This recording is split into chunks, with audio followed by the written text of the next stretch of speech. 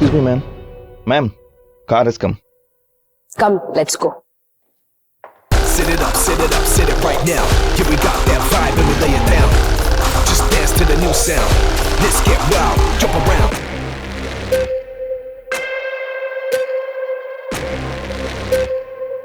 ಏರ್ಪೋರ್ಟಿಂದ ನನ್ನ ಮಗಳ ಜೊತೆಗೆ ಹೊರಗೆ ಬರ್ತಿದ್ದೆ ನಾನು.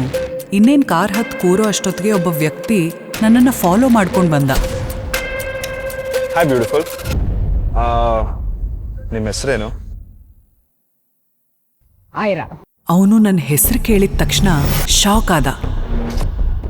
ನಾನು ದಪ್ಪ ಇದ್ದೀನಿ ಅನ್ನೋ ಕಾರಣಕ್ಕೆ ಯಾರೂ ನನ್ನನ್ನು ಇಷ್ಟಪಡಲಿಲ್ಲ. ಅಂಥ ಟೈಮಲ್ಲಿ ಅಕ್ಷತ್ ಅನ್ನೋ ಒಬ್ಬ ಶ್ರೀಮಂತ ಹುಡುಗ ನನ್ನನ್ನು ಮದುವೆ ಆಗೋದಕ್ಕೆ ಒಪ್ಪಿದ್ದ. ಆದರೆ ಮದುವೆ ಆಗಿದ್ದ ಮಾರನೇ ದಿನಾನೇ ನಾನು ಪ್ರೆಗ್ನೆಂಟ್ ಅನ್ನೋ ವಿಷಯ ಗೊತ್ತಾದಾಗ ನನಗೆ ಶಾಕ್ ಆಯಿತು.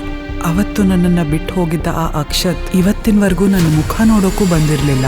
ನನಗೆ ಮಕ್ಕಳಾದ್ಮೇಲೆ ನಾನು ಫಾರಿನಲ್ಲಿದ್ದೆ. ಗ್ರ್ಯಾಜುಲಿ ನನ್ನ ಆರೋಗ್ಯ ಸುಧಾರಿಸಿ ಈಗ ಸಣ್ಣ ಆಗಿರೋದ್ರಿಂದ ಯಾರು ನನ್ನನ್ನು ಗುರ್ತೇ ಹಿಡಿಯೋದಿಲ್ಲ ಅನ್ನೋದು ನನಗೆ ಗೊತ್ತಿತ್ತು. ಆದರೆ ನಾನು ಜನ್ಮ ಕೊಟ್ಟ ಇನ್ನೊಂದು ಮಗು ಏನಾಯ್ತು ಅನ್ನೋ ರಹಸ್ಯ ನನಗಿನ್ನೂ ಗೊತ್ತಾಗಿಲ್ಲ.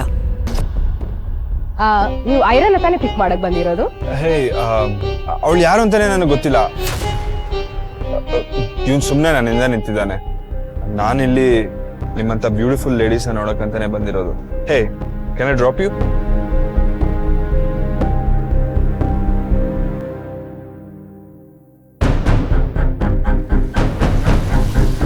ಈಗಲೇ ಆ ಕಾರ್ನ ಫಾಲೋ ಮಾಡು.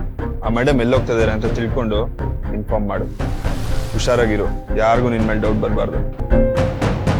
ಇಷ್ಟು ವರ್ಷ ಆದರೂ ನನ್ನನ್ನು ಒಂದು ಸರಿನೂ ನೋಡಕ್ ಬರ್ದೆ ಕಟ್ಕೊಂಡು ಹೆಂಡ್ತಿನೇ ಮರೆತು ಜೊಲ್ ಸುರಿಸ್ತಾ ಇದ್ದಿದ್ದು ಬೇರೆ ಯಾರೂ ಅಲ್ಲ, ನಾನು ಡಿವೋರ್ಸ್ ಕೊಡೋದಕ್ಕೆ ಬಂದಿರೋ ನನ್ನ ಗಂಡ ಅಕ್ಷತ್. ನಾನು ಸಣ್ಣ ಆದ್ಮೇಲೆ ನನ್ನ ಗಂಡನೇ ನನ್ನನ್ನು ಗುರ್ತಿಸ್ಲಿಲ್ಲ ಅಂದಮೇಲೆ ಈ ಊರಲ್ಲಿ ಯಾರು ನನ್ನನ್ನು ಗುರ್ತಿಸಲ್ಲ ಅನ್ನೋದು ನನಗೆ ಗೊತ್ತಿತ್ತು. ಹೇಗಿದ್ರು ಫಾರಿನಲ್ಲಿ ನಾನು ಓದಬೇಕಾದ್ರೆ ನನ್ನ ಹೆಸರು ಸಂಯುಕ್ತ ಅಂತ ಕೂಡ ಚೇಂಜ್ ಮಾಡ್ಕೊಂಡಿದ್ದೆ.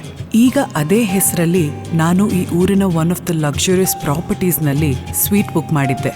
ಬರೀ ಫಾರಿನಿಂದ ಬಂದಂಥ ಗೆಸ್ಟ್ಗಳೇ ಜಾಸ್ತಿ ಇದ್ದಿದ್ರಿಂದ ನನ್ನ ಮೇಲೆ ಯಾರಿಗೂ ಡೌಟ್ ಬರಲಿಲ್ಲ. ಇದು ಈ ಪ್ರಾಪರ್ಟಿಲಿ 2 ಸ್ವೀಟ್ ರೂಮ್ಸ್ ಇದೆ. ಹೌದು ಮ್ಯಾಮ್, ಒಂದು ನೀವು ಸ್ಟೇ ಆಗಿರೋದು, ಇನ್ನೊಂದು ನಮ್ಮ ಪ್ರಾಪರ್ಟಿ ಓನರ್ ಸಿದ್ಧಾರ್ಥ ಅವರು ಸ್ಟೇ ಆಗಿದ್ದಾರೆ. ಹೇಳ್ತೀನಿ, ಸರ್ಪ್ರೈಸ್. ಸಿಹಿ, ಹೋಗಿ ಡ್ರೆಸ್ ಚೇಂಜ್ ಮಾಡು.